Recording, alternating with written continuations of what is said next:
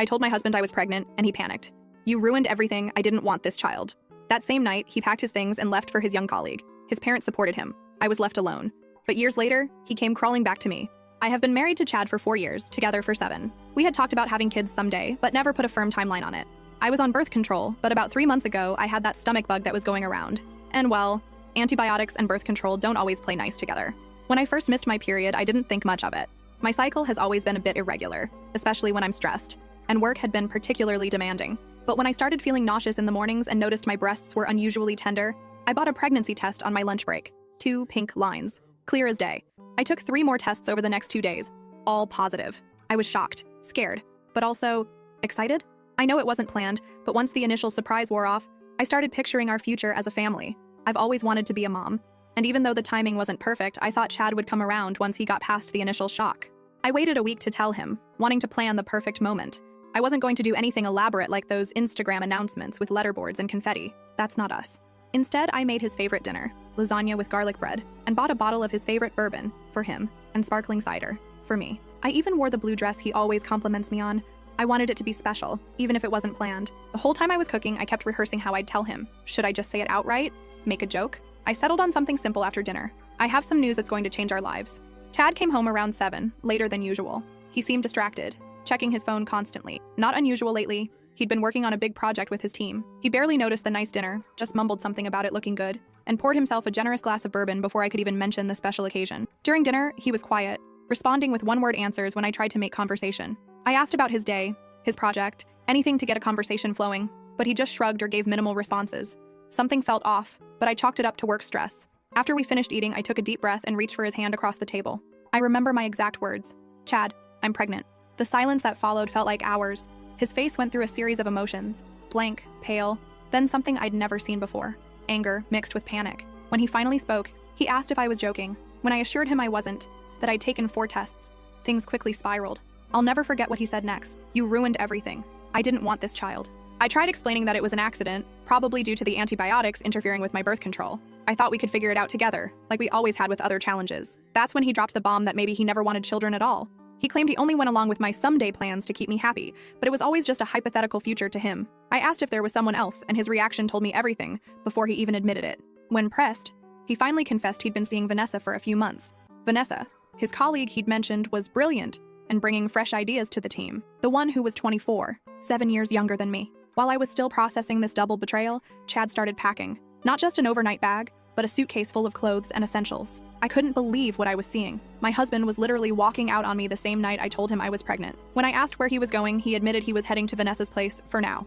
Within 30 minutes of my pregnancy announcement, Chad was standing by our front door with his suitcase, telling me he'd come back for the rest of his stuff later. I asked him if he was seriously doing this, just walking out on his pregnant wife. His response? "I can't be a father. I'm not ready." I pointed out that no one is ever completely ready for parenthood, but that's not how life works. He just mumbled, "I'm sorry," and said he'd call in a few days. Then he was gone, just like that. I sat in our suddenly too quiet apartment, trying to process what had just happened. One minute I was announcing my pregnancy, and the next my husband was gone, off to his younger girlfriend's place, leaving me and our unborn child behind. I called my best friend Julie, sobbing so hard she could barely understand me. She came over immediately, holding me as I cried and questioned everything about my marriage. "I thought I knew him," I kept saying. "How could I have been so wrong?" The next morning, I woke up on the couch with Julie sleeping in the armchair nearby. For a split second, I hoped it had all been a nightmare, until the wave of nausea hit, reminding me that not only was my husband gone, but I was still very much pregnant. Julie made me toast and tea, insisting I eat something for the baby's sake. My hand drifted to my stomach. Whatever Chad had decided, this was still my child. I tried calling Chad throughout the day, but it went straight to voicemail. My text asking him not to shut me out went unanswered. By afternoon, I was feeling stronger, anger starting to replace the shock. I called my OB/GYN to schedule my first prenatal appointment. I was going to move forward, with or without him. That evening, I got a call from Chad's mother, Rebecca. The conversation was brief, but illuminating. She told me Chad had explained the situation to them and suggested I should give him time, because he was still too young for a family. When I pointed out he was 31, she brushed it off, saying he was focused on his career. Then came the real kicker. She hinted that I should consider options, clearly suggesting termination without directly saying it. I firmly told her I was keeping this baby, her grandchild, regardless of Chad's decision. The call ended with me shaking with anger, finally understanding where some of Chad's attitudes came from. His parents had always coddled him, treated him like he could do no wrong. The next few days passed in a blur. I went to work, trying to act normal despite feeling like my world had imploded. I contacted a lawyer to understand my options. I started researching single motherhood and childcare costs. I looked at my finances, calculating how I could make this work alone if I had to. Chad finally texted 3 days after leaving, not to ask how I was doing or to apologize, but to inform me he was staying at Vanessa's and would send money for bills.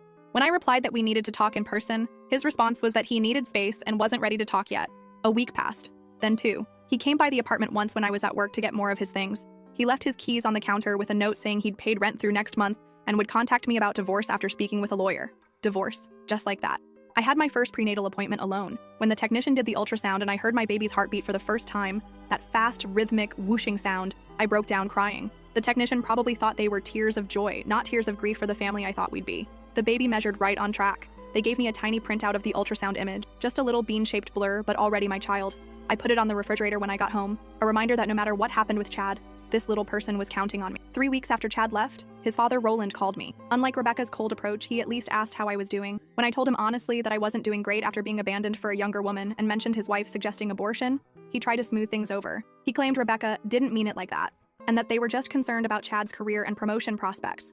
He called my pregnancy unfortunate timing and explained that Chad just isn't in a place where he can be a father right now. I reminded Roland that I hadn't planned to be a single mother either, but adults deal with life's unexpected challenges. He offered financial help but made it clear that Chad needed to focus on his career and that he and Vanessa had a connection. After hanging up, I realized something important. I was utterly alone in this.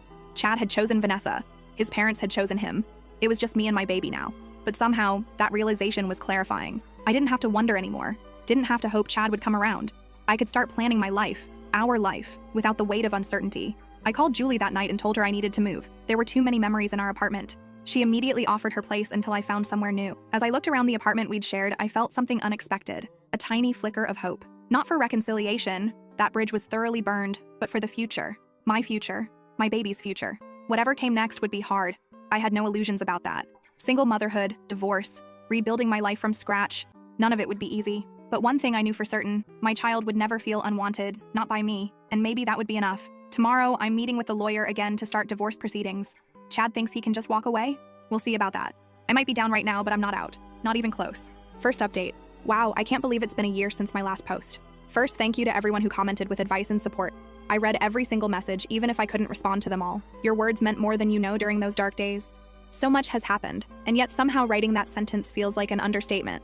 I have a son now, an actual tiny human who depends on me for everything. His name is Tiago. He's 8 months old, and despite everything, he's the best thing that's ever happened to me. Yesterday, I realized something that stopped me in my tracks while I was folding his impossibly small socks. Chad has never met him. Not once.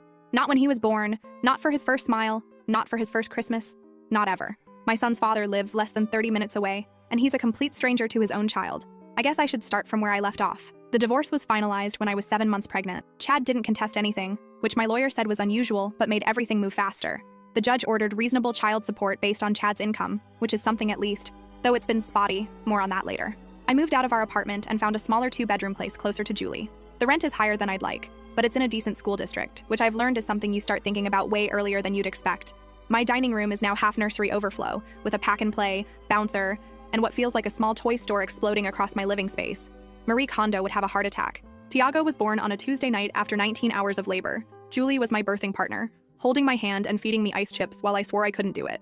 The nurses kept asking about the father, and I got tired of explaining, so I just started saying, he's not in the picture, which felt both true and like a massive understatement. Those first weeks were a blur of sleeplessness, nipple pain, sorry, TMI, and wondering if I was doing anything right. The night we came home, Tiago wouldn't stop crying, and I remember sitting on my bathroom floor at 3 a.m., also crying, Googling, why won't baby sleep on my phone while he wailed in my arms?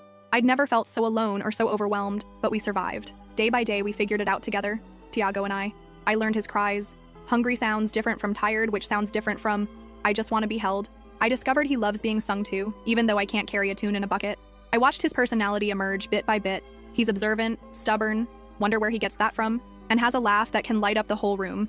Work has been complicated. I went back when Tiago was 10 weeks old because I needed the money. My boss Anastasia has been surprisingly understanding, letting me work from home 2 days a week.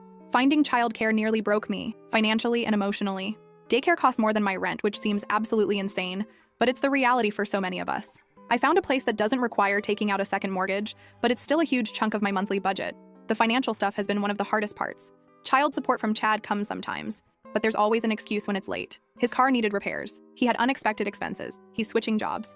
Last month, it was 2 weeks late because he and Vanessa were in Spain. I saw the pictures on Instagram before he bothered to respond to my texts about the missing payment. Speaking of social media, I made the mistake of checking his profiles a few months after Tiago was born. There they were, Chad and Vanessa, looking sun-kissed and carefree at some rooftop bar. No signs of sleepless nights or spit-up stained clothes in their world. I blocked them both after that. Julie says it's better for my mental health, and she's right. Julie has been my lifeline through all of this. She comes over with takeout when I'm too exhausted to cook, holds Tiago so I can take an actual shower, and never once complains when all I can talk about is baby poop consistency or sleep regressions. She even organized a small baby shower when I was 8 months pregnant, after Chad's friends all ghosted me. Funny how people pick sides so quickly. Chad's parents have been interesting. After initially supporting their son abandoning his pregnant wife, they had a change of heart once Tiago was actually born. I got a text from Rebecca about a month after he arrived, asking to see their grandson. I didn't respond right away, trying to figure out how I felt about it.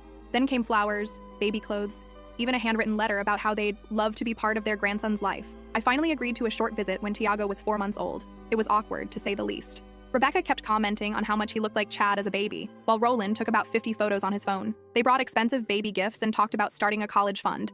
Not once did they mention their son's absence or apologize for their previous behavior.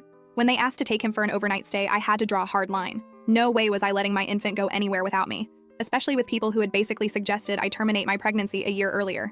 That conversation didn't go well.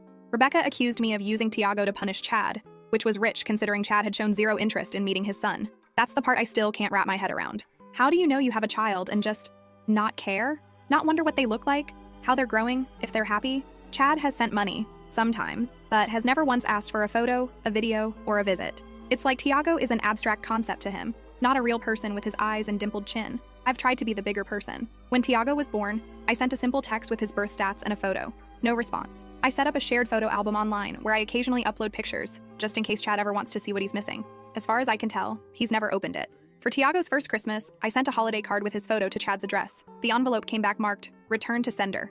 Meanwhile, life goes on. Tiago started daycare, caught every possible virus in his first month there, another fun surprise of parenthood nobody warns you about, and has since developed an immune system of steel. He's crawling now, pulling himself up on furniture and putting everything in his mouth. My apartment is baby-proofed to the extreme. I haven't seen my coffee table without corner protectors in so long, I've forgotten what it actually looks like. My daily routine has become a carefully choreographed dance of efficiency. Wake up at 5:30 a.m. before Tiago to shower and get dressed. Get him up, fed, and dressed by 7:15. Daycare drop-off by 8.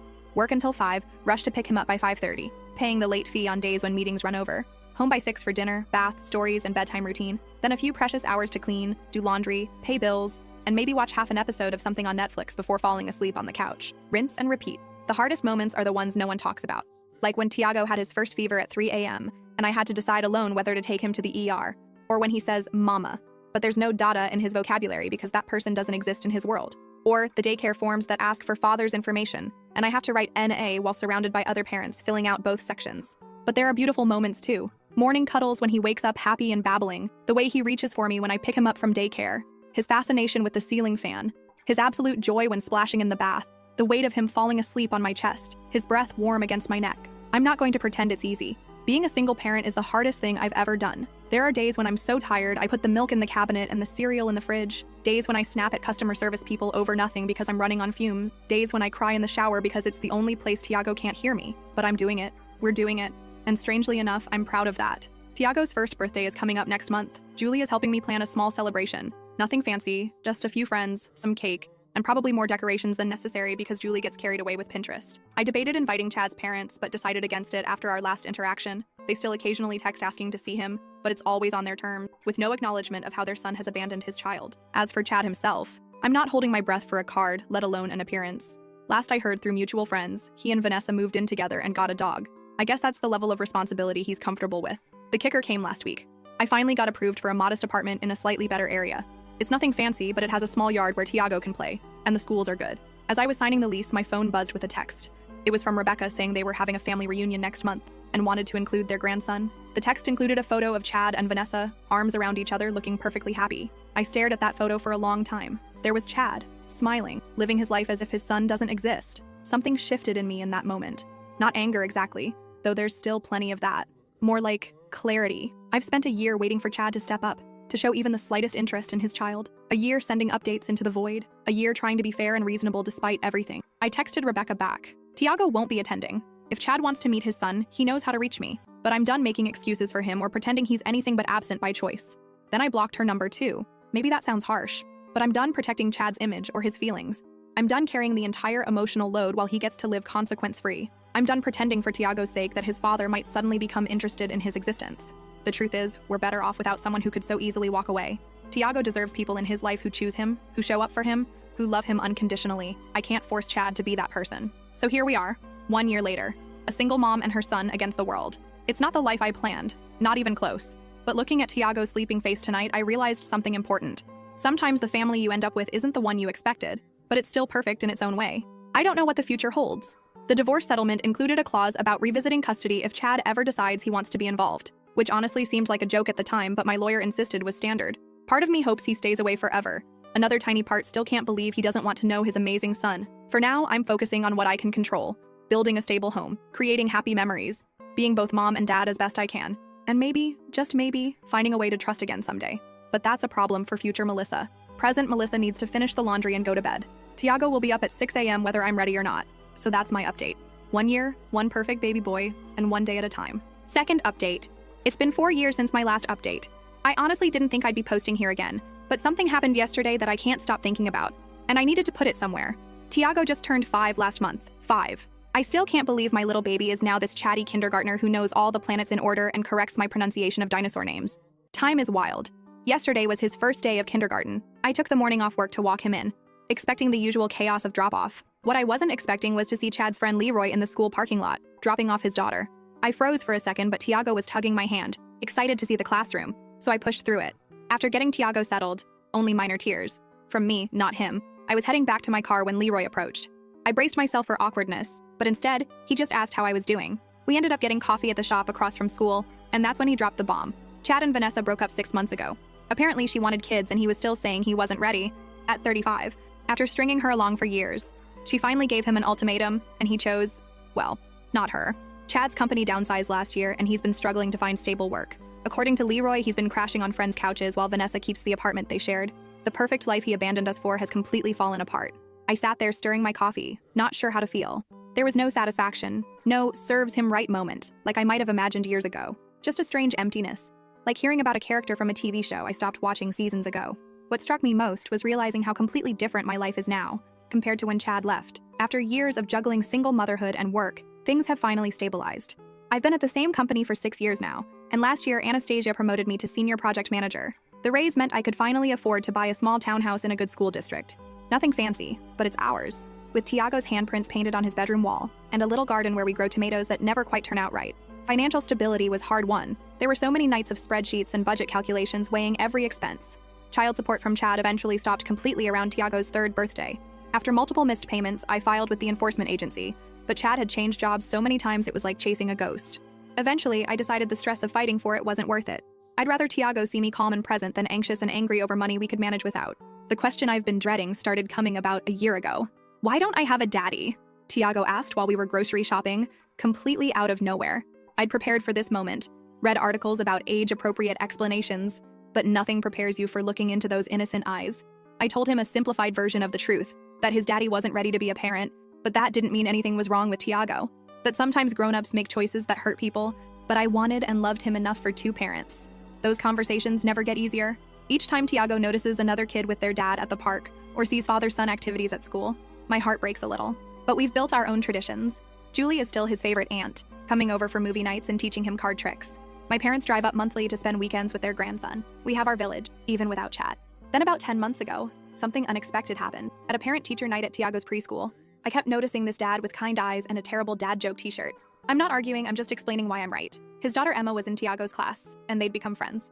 I overheard him gently but firmly handling her meltdown over having to leave the classroom toys. And something about his patience caught my attention. Douglas, widowed father of Emma, makes homemade pizza on Fridays with dinosaur-shaped pepperoni. Remembers Teacher Appreciation Week without reminders. Doesn't mind when my son talks endlessly about space. It started with playdates. The kids were friends anyway, so it was natural. Then coffee while they played. Then texting about school announcements we'd both missed. Then dinner one night after Emma and Tiago's soccer practice ran late. Then more dinners, more texts, more conversations that stretched late into the evening after the kids were asleep. Douglas never rushed anything. He understood the package deal. Me and Tiago, always. He asked thoughtful questions about Tiago's interests, brought him books about stars after hearing about his space phase. The first time he fixed Tiago's wobbly bicycle seat without being asked, I nearly cried at the simple kindness of it. 6 months in, Douglas told me about losing Emma's mom to cancer when Emma was just a year old, how he'd been terrified of raising a daughter alone, how he'd kept her mom's photos everywhere so Emma would know her. The raw honesty of his grief and love made me trust him in a way I hadn't trusted anyone in years. We've been officially dating for 7 months now. The kids know we're special friends and seem genuinely happy about our blended playdates. Last month, Douglas and I had the talk about where this is going. Nothing dramatic, just sitting on my back porch after the kids were asleep, talking honestly about our hopes and fears. He wants to move forward together. So do I. We're taking it slow, but for the first time in 5 years, I'm allowing myself to picture a future with someone again. Meanwhile, Chad's parents have suddenly renewed their interest in Tiago. After years of sporadic texts and occasional gift cards on birthdays, Rebecca called last month asking if they could take him for a weekend. When I explained that wasn't going to happen after years of minimal contact, she got defensive, claiming they'd always wanted a relationship, but thought I was keeping them away. The truth is, they made barely any effort until recently. I wonder if Chad moving back in with them has anything to do with their sudden interest. Douglas asked last week if he could take Tiago fishing along with Emma next weekend. Something so simple, yet it made my throat tight watching Tiago's excitement about learning to fish like real boys do. After Leroy's revelation yesterday, I checked Chad's Instagram for the first time in years. His carefully curated feed of exotic vacations and rooftop parties has been replaced with vague inspirational quotes about new beginnings and finding yourself. No mention of the son turning 5 just miles away. I closed the app feeling oddly at peace. 5 years ago, I was broken, terrified, and alone. Today, I have a career I'm proud of, a home I own, an amazing kid who astonishes me daily, and a partner who chooses us every day, not because he has to, but because he wants to. So that's where I am 5 years later. Not where I expected to be, but exactly where I'm meant to be. And Chad? His choices led him exactly where his choices would naturally lead. I can't even find it in me to be bitter anymore. That part of my life feels like a different timeline, one I stepped out of long ago. Third update, last Saturday started like any other. Pancake breakfast, then rushing to Tiago's soccer game. Douglas and I were huddled under an umbrella watching the blue lightning when Douglas nudged me. Is that someone you know? Across the field stood Chad. After 7 years of complete absence, my ex-husband was just watching our son play soccer. No warning, no heads-up text, nothing. When halftime came, Tiago ran over for water, excited about his defensive play. That's when I noticed Chad approaching us. Tiago spotted him too, asking who the stranger was. Before I could answer, Chad was standing there, awkwardly commenting on how big Tiago had gotten. I sent Tiago back to his team and confronted Chad. He admitted his mother had mentioned the soccer schedule. Of course, Rebecca. The sudden increase in contact from his parents made sense now. Douglas introduced himself, and I noticed Chad flinch slightly when he claimed the title of Tiago's father. I corrected him, biologically only. After some tense words, Chad asked if we could talk after the game. I reluctantly agreed to 20 minutes at the nearby coffee shop. Douglas took Tiago and Emma for Victory ice cream while I met with Chad. He'd ordered me a cappuccino, not knowing I'd switched to lattes years ago, a small detail that somehow highlighted how much had changed. Chad's story came in pieces. Therapy for a year, 8 months sober, moving back with his parents after breaking up with Vanessa. The most stunning admission was that he'd actually asked his parents to limit contact with Tiago because he couldn't handle the reminder of what he'd abandoned. Now he wanted to make things right and know his son. I told him plainly that Tiago wasn't the baby he walked out on, but a person with feelings and a life Chad knew nothing about. He acknowledged he couldn't just walk in and be dad, then asked about my relationship with Douglas. Something like pain crossed his face when I told him Douglas had been more of a father than he ever was. I agreed to consider a supervised meeting with strict conditions. I would be present, it would be brief, and if he disappeared again, that was it forever. 3 days later, after talking with Douglas and our family therapist, I arranged a meeting at a park. Telling Tiago was harder than expected. His questions were heartbreaking. Why his father wanted to see him now, whether Douglas would come too, and if his biological father would like him. He decided to wear his soccer jersey, so he knows I'm good at soccer. The meeting wasn't terrible. Chad brought a Lego soccer field set, and they built it together while I watched from nearby. I noticed genetic similarities I'd forgotten. The same concentration face, the same eye crinkle when they smiled. Over the next 2 weeks, we had several similar supervised meetings. Then Chad called asking to take Tiago to a movie alone. I refused immediately. 3 weeks versus 7 years? Not happening. He seemed to accept this, suggesting we all three go instead. Before I could respond, he showed up at our house with his parents, unannounced. Roland and Rebecca pushed forward with talk about moving forward as a family, while Chad mumbled that he'd told them this wasn't the way. I sent them home, but Chad asked to speak with me alone. That's when he dropped it. I still love you, Melissa. I never stopped. The audacity was breathtaking. He suggested that despite my relationship with Douglas, we should consider reuniting as Tiago's real parents because our son deserved that chance. I asked him to leave, saying I needed to think. When Douglas came downstairs, I told him about Chad's declaration. Douglas couldn't hide his concern about Chad being Tiago's biological father, but I reassured him I was exactly where I wanted to be. Later that night, Chad texted that he meant what he said about wanting another chance with our family. I stared at those words, feeling an odd mix of anger and pity. The man who walked out when I needed him most wasn't someone I could ever trust again. Tomorrow, I'll call Chad to set clear boundaries about his role in Tiago's life, as a biological father only, not as my partner. Some bridges, once burned, stay ash.